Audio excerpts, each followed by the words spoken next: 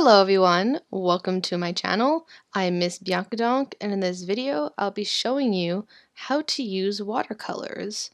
I am a huge fan of watercolors. I've been using them for many years, but don't worry, this is a basic watercolor video. I am just showing you how I use them and also sharing what I've learned over the years. So hopefully this is super helpful for you and enjoy. So the first thing before you even start coloring is to make sure you have the proper paper. Paper is very important. If you don't get the proper paper, once you start putting on the paints and the water, the paper itself could start buckling, so it gets like all wavy, and you really don't want that. So make sure when you look at the paper it says watercolor on it, or it's specifically watercolor paper. The difference, because I'm using Canson mixed media paper, it's a lot smoother because actual watercolor paper has texture on it, and I didn't really want the texture. I wanted like a smoother surface, so I got this mixed media paper, but it's still watercolor paper, so it can still absorb all the color.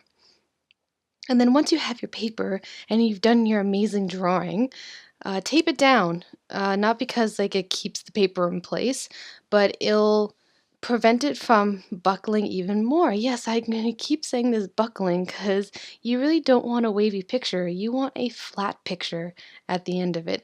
So taping it down will just keep it in place a little bit. So once you start coloring, or painting, I should say, there are two techniques you can really use with watercolors. It's the wet on wet, which is what I'm doing right now. So you lay down some water and then you put your color in it, and it actually blends the colors, so it's fantastic for gradients. If you're interested in mainly gradients, this technique is great. The other technique is wet on dry. So when you, after a while, like you let your paint dry and you'll be putting more color on top. This is great if you want harsher color transitions or shadows, because then you'll see the definition between the two colors. Because if you're putting wet on wet, there's no choice but they just blend together. So if you don't want the colors to blend, let it dry and then put more color on top.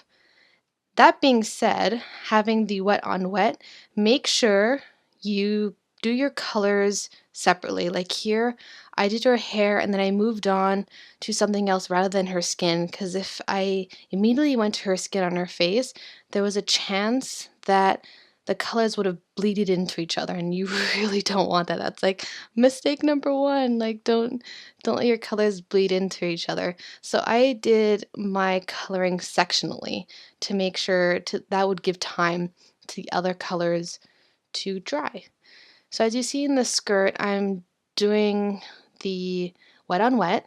So I fill in the section with the color that I want and then do darker because I wanted to do darker, but I do add some purples and a different blue, but I really wanted to like blend all together, but you can still see the different types of blues that I use. See here, I did with her hair, I put wet on the dry and it didn't quite blend in. So I'm kind of happy I made that like little mistake just to be able to show you that it won't blend properly. If you want watercolors to blend with each other, they have to be wet, absolutely. Yeah, I'm actually really happy with this piece. Why I chose Sailor Moon, because she is so dear to my heart. She is why I started drawing. I would come home after school and I had the mangas and I would always open up a page and just start copying. That's really how I started. I was copying Dragon Ball and Sailor Moon for many years, and I developed my style out of that. And obviously, over the years, I've developed in different ways as well. But that's how I started. I started by copying what I loved, which is an excellent way to start because you don't really, it's not like you come into this world and you're like, I draw like this and this is how it goes. It's you test things out, see how you feel, you love it, you hate it, move on. And in a moment, I'll be moving on to colored pencils. Now this is completely optional. I love putting pencils on top of watercolors just because it adds a little bit more texture to the actual color, but also I do it for my shadows.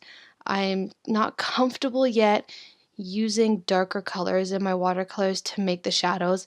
I feel I'm not advanced in that stage enough to use watercolors in that way. So currently, for the darker and like the sharper lines of the shadows, I'll use my colored pencils. Plus, they have this fantastic texture you can put on top of it, and I really wish I could have done a little bit more with the colored pencils in order to show you what I mean, but this is a basic video. I'm just showing you what you can do with watercolors and how awesome they can be, and absolutely use them. I use them not all the time, but when I don't use my markers, I love painting. It's so freeing because you just lay down the color and then that's it. There's no, it's like I would say easy mode for painting, but that's just how I feel, of course. It could be different from you, but definitely if you haven't tried watercolors and you want something freeing and just loose, definitely go for them. If you guys like this video or want to see like I guess more advanced watercolor techniques, please let me know in the comments below and I'll gladly do them. Or you want to see another watercolor piece where I just use watercolors and don't, kind of cheat with a colored pencil afterwards, I'll gladly do that as well. So, I'm coming close to the end of the video. Thank you everyone for watching and see you next time. Bye!